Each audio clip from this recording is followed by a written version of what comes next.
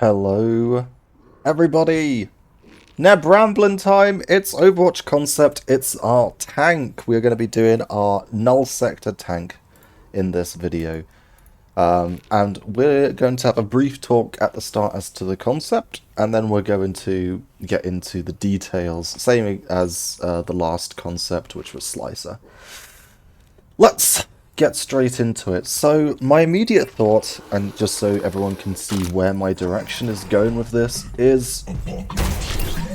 was a thought about what should we look for. I don't know why my frame rate's so terrible. Well, I guess it doesn't matter too much from your perspective. It's probably fine. But yeah, so anyway, the idea being, what do tanks do? Well, tanks are frontline units, and of course when designing a tank you're going to have to consider quite a bit. The first big consideration is what style of tank is it going to be? Because there's two, as far as I think there's two different styles of tank. You've got the slow, sort of much closer range, maybe not close range tanks, but slow moving sort of tanks which can sit and push forwards. These guys tend to be quite tanky, quite durable. We've got Reinhardt, who has a lot of health and armor and a big barrier. We've even got things like Orisa, which don't push forward particularly quickly, but are super durable to kill, and can do fairly reasonable damage from range. Let me actually turn my audio down, because I turned it up the other day. And Ramattra is kind of in that same category. And then you've got the mobile tanks that can move around a bit quicker. They don't quite have as much defense. You can see this barrier of Winston's only 650. And although Winston is quite durable and, you know, he's not as tanky, he doesn't have as much survivability if you dump him onto a point as someone like Reinhardt does. Reinhardt is super durable, Orisa super durable, Ramattra quite durable.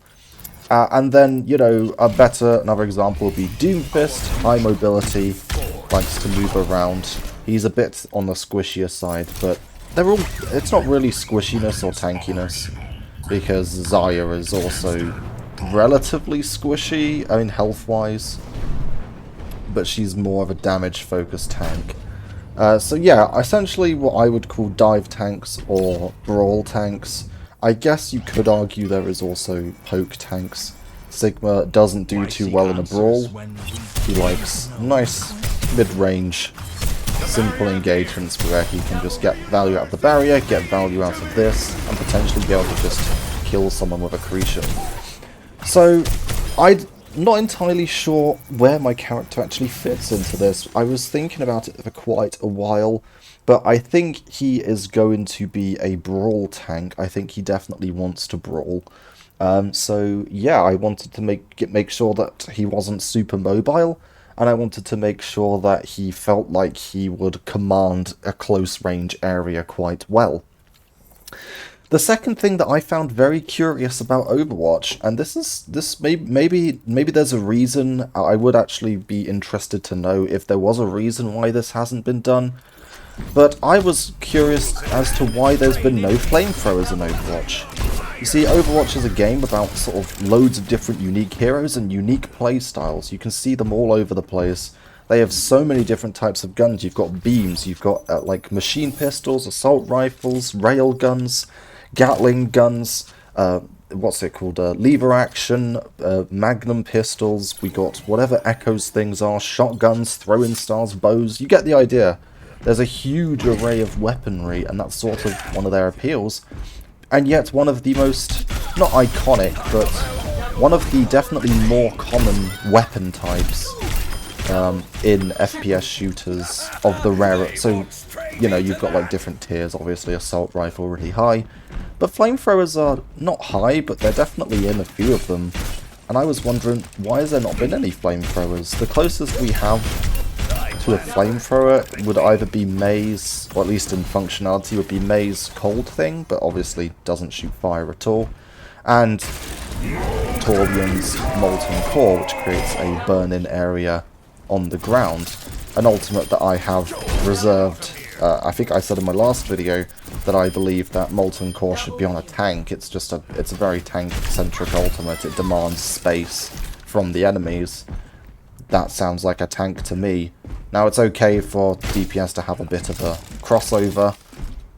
Some DPS can have tank-like abilities. That's fine. Like, Maywall is obviously a perfect example, but just a curiosity. So, without further ado, the Null Sector hero tank that we're going to be showcasing is called the Cleaner. Now, this is inspired by a previous design I had, which I designed years ago, like over 5 years ago now, who was called Pyros. And Pyros was a bit of a monster. He sort of was similar to Roadhog in design, but just to show his monstrous, he used to reload his flamethrower by pulling flames from his mouth and then shoving them into the side of his flamethrower. The Cleaner is much more tame, and I was kind of thinking about... I was trying to make a good tank design, and I must admit, I'm not entirely sure how well it is right now. I know... But yeah, we'll see. So first off, we'll start with the lore of the Cleaner, which is fairly simple. So the Cleaner was an Omnic. He was a larger Omnic, more sort of like... He's going to be a little bit smaller than Ramatra, I think. Maybe about this size, a little bit smaller. But yeah, about that size. And he lives beneath King's Row in, you know, the little undercity there that exists. And he lived most of his life there working in the factories, basically melting metal and, you know, recycling it or whatever they do with it when they melt the metal down. You know, so that they can use it for other stuff, I suppose. And when he heard that Omnics were not supporting Null Sector's uprising, he was outraged, the same as Ramatra was when the Omnics refused to help. You know, the Omnics refused to help Null Sector. In fact, they often saw the Null Sector as evil, basically. And that's obviously why all of that King's Row storyline took place as it did, because Ramatra was angry at the Omnics for, you know, not rising up to help him. They would rather, you know, I think it was something like they would rather, if you would rather be slaves, then I will just kill you, you know? Better to be dead than slaves. My gosh, Orisa is tough to kill. And he agreed with them, and so he took the fires from his machinery, and he took that with him in the attempt to clean the earth of humanity, hence the name, the Cleaner. He left King's Row, searched for Null Sector, burning down, you know, small towns that got in his way, becoming a bit notorious as a bit of a mass murderer of humanity. And he eventually got the attention of Null Sector for these actions, which picked him up and allowed him to join Ramatra, of course, wanting all the support that he can get in that regard. So, that's the Cleaner. Now, what are the Cleaner's health? Well, he's a tank, which means he's going to have slightly different stats, depending on game mode, and he has 325 health, 100 armor, and of course, in competitive modes, he's going to have that plus 150 health to get him to 475 health and 100 armor, which makes him fairly durable. He's not as huge as Reinhardt in that regard, and only 100 armor does mean he's a little bit light, a little bit on the lighter side in terms of that additional damage mitigation that armor provides, but he's still pretty durable as things go. I think I would be willing to reduce the armor down to about 50, to be fair, now that I'm looking at Ramatra's armor as well. I think it might be a bit fairer for him to have 50. And size-wise, he is going to be the same size as Ramatra. Maybe a tad bit bigger, but similar. Not Ramatra's big form. Ramatra's big form is going to definitely be bigger than the Cleaner. That's obvious. So, his first ability is his primary fire. It's primary fire, my bad. Is Flamesprayer. Essentially, he fires out a blaze of flames which shoot directly forwards up to 12 meters away, so quite a close-range flamethrower, and it sort of shoots out liquid, basically, which has an arc to it. I'm not entirely sure how game design deals with that, or sorry, game mechanics will deal with that, but the idea being that it's an arc, so it functions incredibly similarly. In fact, almost entirely exactly like Torbjorn's ult. So if you shoot it, you see how it shoots a liquid out. It's literally like that, but a higher rate of fire. And it goes up to 12 meters away, and it will leave a trail of flames which lingers in the duration for an additional time. So let's get into the numbers of this ability, or this weapon. It will shoot 11 shots per second, which is a fairly high rate of fire, and every single shot will create a 1 meter radius circle on the ground of flame. My one reason why I think they might not introduce flamethrowers would be because it clutters up the screen and makes it much harder to see what's going on if everyone's on fire all over the place, but I think you can make that fine.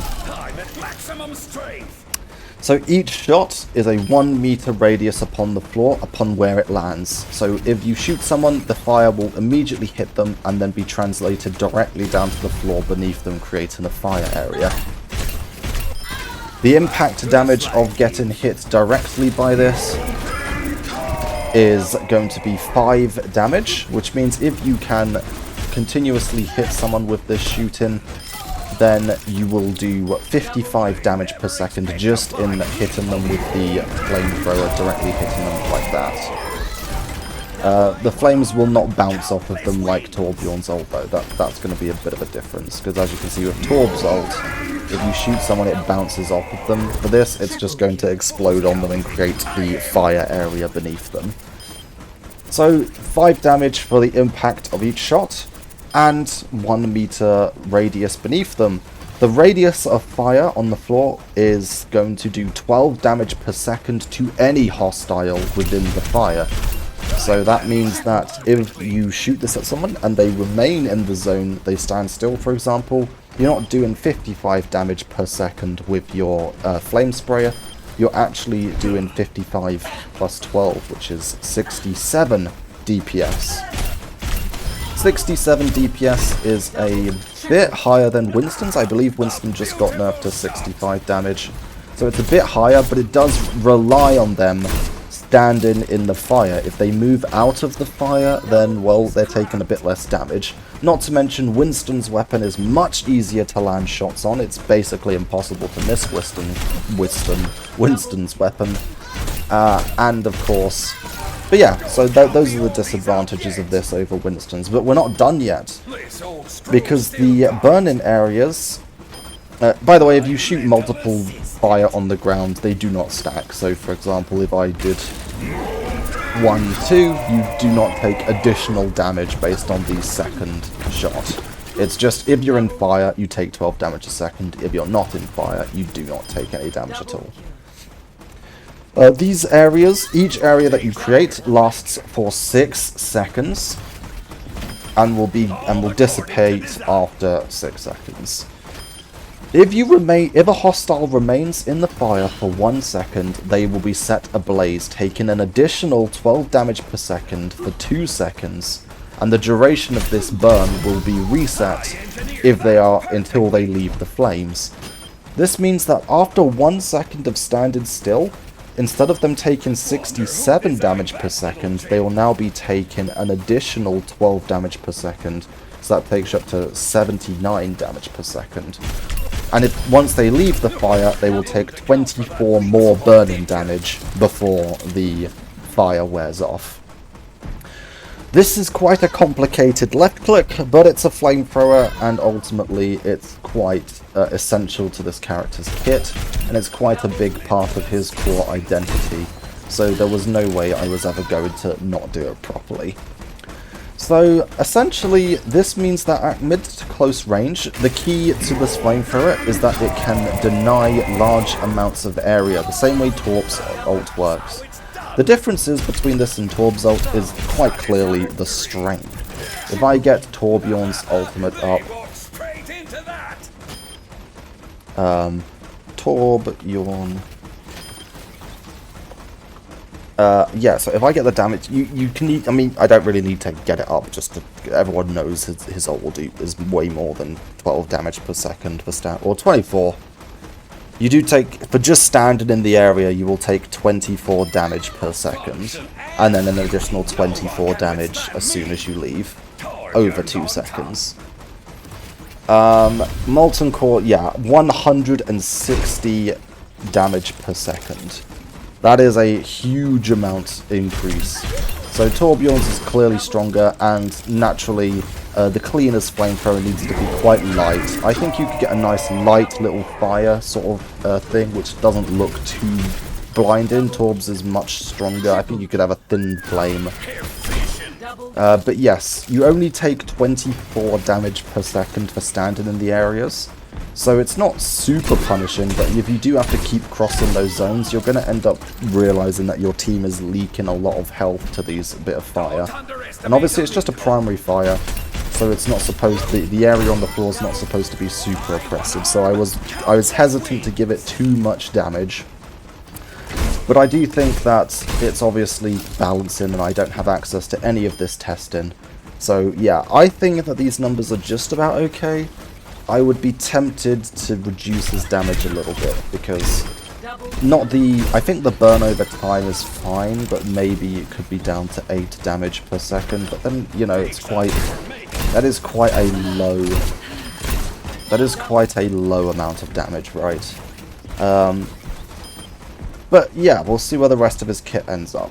So he does have a secondary fire. I feel like every close range character who's existed has been given long range options at this point, so I sort of copied this in design, in the Overwatch 2 tank design, with Winston, who was the classic example, being given long range abilities, or the ability to shoot. So he has Flame Ball, alternate fire. Shoot a projectile of ball which travels 8 meters per second. It will bounce on any surface or hostile up to 3 times. The first time it bounces, it will explode, doing 40 damage, and consecutive bounces will do 20 damage to any hostile. If it does damage someone, it will set them ablaze for 2 seconds. So, you know, it's a long-range bouncy ball option, which does fairly negligible damage, 40 damage plus 24. It does consume 22 of his ammo capacity. I forgot to mention he has 220 in his ammo capacity total, which is quite a bit, and I didn't actually do a reload speed at this time, but I would say a fairly hefty reload speed, so maybe 3 to 3.5 seconds would be my guess, but it's kind of a preference thing. So, but yeah, his right click, it's just used to get a bit of free damage at long range, whilst also being able to get a little bit of burning onto them. It's only 24 plus 40, so the first bounce is only going to do 64 damage over 2 seconds, or 40 and then 24 over 2 seconds. And then the consecutive hits will do 20 damage plus an additional 24 over 2 seconds. So, just meant to give him a bit of a ranged alternative. Next, his first ability is Flame Eater. He will do a 12-meter explosion in a cone in front of himself, which does 80 instant damage to all hostiles struck, and it will set them ablaze for 6 seconds, doing 12 damage per second to them. So this is quite a high damage ability, particularly if the opposing team decides to group up. It will be stopped by barriers, if you're wondering. That's standard sort of, you know, procedure. But 12 meters in a cone in front of him, to give you an idea of this 12 meters, we can see 10 meters is just here, and 12 is probably going to be around here-ish. So, not incredibly far at long range. He's not supposed to be, though. He's supposed to be a bit of a brawler. What was I saying? But yeah, so this 12-meter cone, they take 80 damage, which is a hefty instant hit, and then they're going to take 12 damage per second for 6 seconds, which is an additional 60 for 140 total damage. On its own, that's a decent bit of damage. Not insane, but decent. But you've got to remember as well that it does that damage over the course of 6 seconds. So ultimately, the extra 60 is done quite slowly. It gives supports plenty of time to heal up. Or heal people up, or for people to recover in general.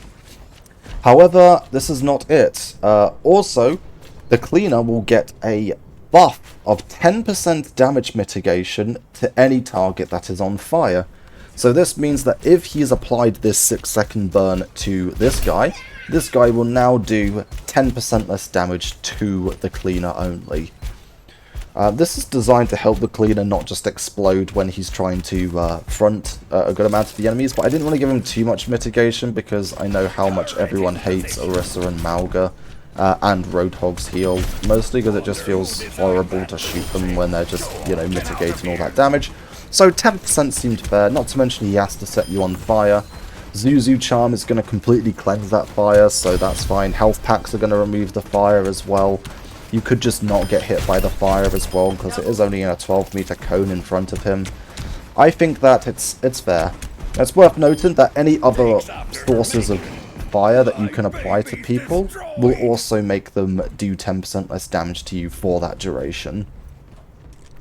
On top of that, all burn-in damage that you deal heals you for 250% of the damage dealt for the 6-second duration. This isn't his passive. I did think about making it a passive the same way Junker Queen's is, but I think I prefer it being in bursts rather than all of the time. Makes him a little bit different to Junker Queen in that sort of not just stealing her passive entirely. So the burn does 12 damage per second. 250% means that for each target struck by this ability, the cleaner will heal 30 health per second. If you hit all 5 people, well, you're healing 150 health per second, which is insane. But if you hit 2 people, you're still healing 60 health per second, which is fairly healthy. That's like having a Mercy just pocketing you from nothing. And if you only hit 1, you're only getting a pretty minuscule 30 health per second. I think it's pretty good. The cooldown of this ability was 12 seconds. I think I would be tempted to make it 10, but then 10 seconds, I think. It would only go on cooldown after the 6 seconds have ended as well, otherwise what's the point? But yeah, I think this is a solid ability. It works, the way I was envisioning it is it would be a bit of a mix of Orisa's Fortify, allowing her to frontline a little bit better, mixed in with Junker Queen's Carnage. Now, Carnage can't hit as many targets, but it heals her significantly more for the amount of damage it deals, per person, should I say. On top of that, Carnage is harder to land, but I believe has a much shorter cooldown, 4 seconds at the moment. And on top of that, I do think this is a bit better than Carnage. If you had to pick one or the other, I think most people would pick Flame Eater. But I do think that, you know, Junker Queen has other stuff as well. And I do think that I find that Flame Eater is a fairly decent ability. I don't think it's OP, I think it's fine. The idea being that if you get pushed and they try to push you too hard, you can armor up whilst also leeching a bunch of health and doing a bunch of damage to them. But just be aware that you aren't doing a huge amount of defense. It's 10% and only against people that you've set on fire. And finally, the second ability, before the ultimate should I say, we've got Gas Vent. Gas Vent is basically kind of the core of this tank that I came up with a while ago. And this was basically because I was trying to think of new and inventive ways. This was before I really cared about balance, and I was more just thinking about what are cool abilities? What's an actual just cool thing that should be in the game that isn't in the game? And I wasn't thinking about balance, just thinking about what's cool, and I decided Gas Vent. So Gas Vent has a 14-second cooldown, and originally I had it on my Roadhog rework from ages ago, But ultimately, I just decided that Roadhog should just stay the way he is and just make sure he's not meta. That's just kind of my solution to Roadhog. But what do I think about gas vents? So essentially, you reduce your movement by 80%. So you are fairly immobile for this duration, but you can still walk places. Whilst you have this buff, which will last 6 seconds, you gain 100% increased fire rate, meaning that you can really shred people if they get too close to you. This is just in projectiles, you can do 110 damage per second, and with the fire hitting them as well, that is 122 damage per second. This might be a bit extreme, but I do think most tanks have the ability to kill squishies in, you know, under 2 seconds. And I think that this isn't extreme, to be honest. If you start with Fire Eater and then immediately Gas Vent, your damage, you'll have done 140 damage to them over the 6 second duration, and Gas Vent, sorry, yeah, no, so it'll be 80 damage instantly, and then you're there on fire for 12 damage per second. Hold up, I need to... What's wrong with me? Sneeze. Okay, we're back. Sorry about that, sneezing. But yeah, also, I sort of thought about it. This was a late addition, so I've already nerfed it. I think 100% fire rate is too much. That's literally on its own. You know, on its own, that would kill a 225 hero in 2 seconds. Without any support from the other abilities. I think that's a bit much. So yeah. Oh, well, that would actually just... No, that would just totally kill anyone in 2 seconds. Yeah. So, currently, the fire rate will be increased to... you'll be slowed by 80% for gas vents duration. And you gain an increased fire rate to 16 shots per second. So, 5 additional shots per second. Which will take you to 80 DPS. The fire is still too much, isn't it? 55.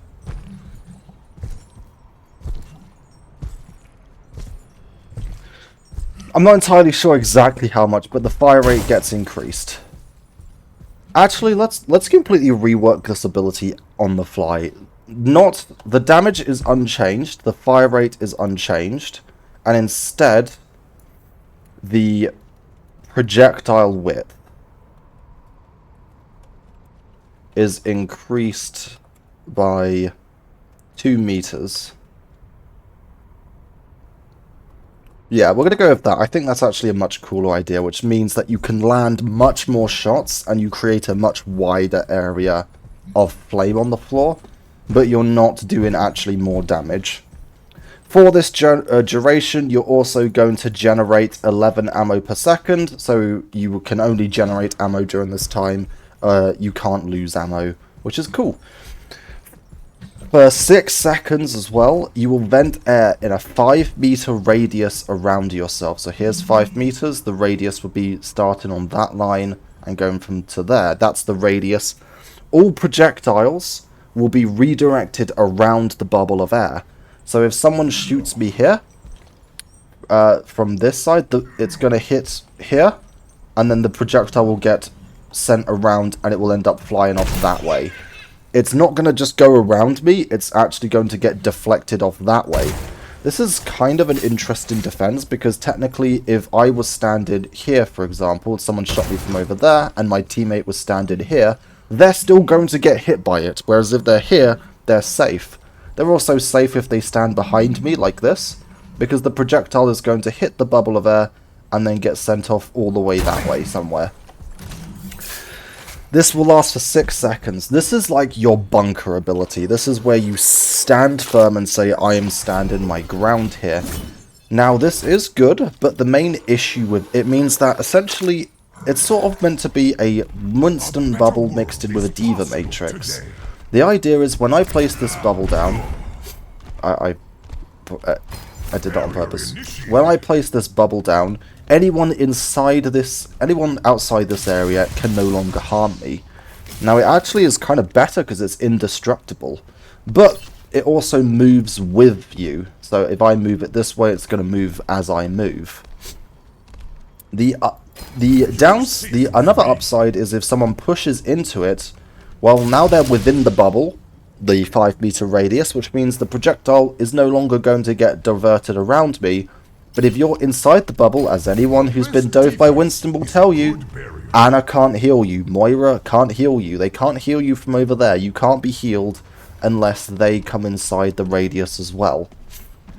This is very similar to a Winston bubble, so some people may be saying, why does this seem so much better? You can't destroy it, whereas Winston's bubble can be destroyed. It lasts 6 seconds, which is a fairly long duration. It has a 14-second cooldown, which is, you know, it's fair, considering Winston's is only 12, and will start immediately after placing the bubble, whereas the cleaner's gas vent will only start its cooldown after he's lost the buff. So it's looking like, you know, there are some downsides to this ability. The main upside is that he's indestructible. Not indestructible. The bubble is indestructible. And anyone who enters the area is stuck. But you've also got to remember that it's not just the ability, it's how you can use the ability. Winston's bubble is really strong because I can jump in and then isolate a target. I mean, I know I literally didn't isolate anything there, but we see a Widow up here. We go, let's go get her. And now, no one can help her. It's an isolation area. On top of that, with Winston, you can actually dance in and out of your bubble to fight people. So if someone pushes you into your bubble, you can go to this side and shoot like this. Whereas the cleaner himself cannot do that because the bubble moves with him. The upside being, the bubble moves with you. I can just push forward like this with him. But you do move really slowly. So, yeah, I think an 80% slow might be harsh. I think it needs experimentation. But I like the idea that he has to commit to a position. And not to mention, if you do push inside of his bubble, he has a really strong defense, which is that his projectile becomes really wide, similar to Winston, so he becomes very dangerous, much higher damage because he's hitting every single shot. And on top of that, if you enter this area, he can throw the fire on the ground around him, so that if you do come into his area, well, it sucks to be you, you're going to have to deal with that fire damage as well. I think it's a really cool, interesting ability, and I think it's worth a try. You know, I would like to see it. But, yeah, I think there could certainly be some I don't know, maybe a little bit of tweaking on the movement speed and the duration. 6 seconds might be a bit long. Originally I had 4 seconds, but I kind of thought, if he's going to move so much slower, I feel like he should get a bit extra duration if he wants it. Worth noting, he can cancel this ability whenever he wants, so he doesn't have to just be stuck somewhere. He can just cancel it. But then it does go on cooldown. And finally, the cleaner's ultimate ability, Wildfire. I say essentially too much. He will explode in flame, creating a burning wildfire around himself. Foes are burnt and allies are protected. What does this mean? Well, essentially, you go kaboom, and in an 8-meter radius around you, you create a wildfire. So I'm standing here, 5, 6, 7, 8, maybe around here-ish. Up to there, and the same distance that way, is all going to be on fire.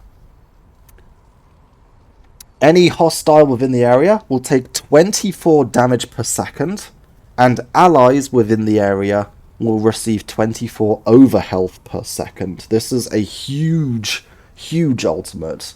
The ult charge is going to be very high required for this. I'm thinking, to be honest, 2800 at the moment, but yeah. It gives overhealth and damage so yeah, both at the same time.